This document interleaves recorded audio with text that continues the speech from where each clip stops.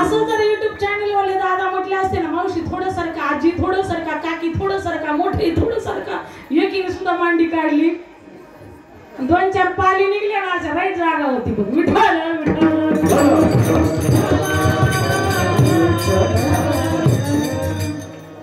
हा, मग त्या ठिकाणी मी कीर्तनामध्ये कथेमध्ये सांगितलं होतं असंच, मला काही सगळं कळत.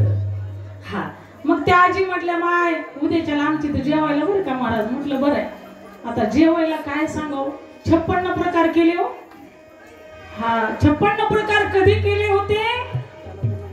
ज्यावेळेस गोवर्धनाची पूजा केली होती कार्तिक शुद्ध प्रतिपदेला, त्यावेळेस श्री नंदरायजीने 56 प्रकाराचा त्या ठिकाणी भोग परमात्म्याला दिलेला होता. त्या पद्धतीने वेगवेगळे पदार्थ काय काय खावं अशी अवस्था झाली.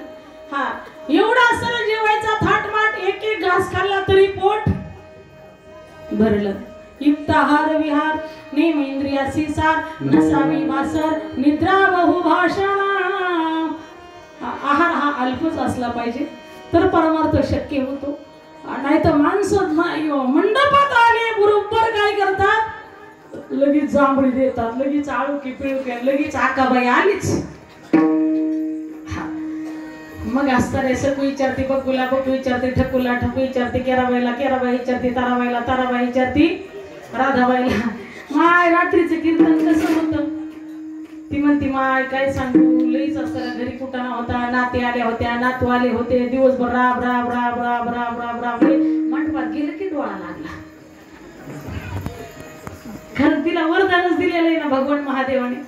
हा, मग त्या ठिकाणी तिचा कोणी स्वीकार करत नव्हतं, साधू संतांनी स्वीकार केला. भूतांची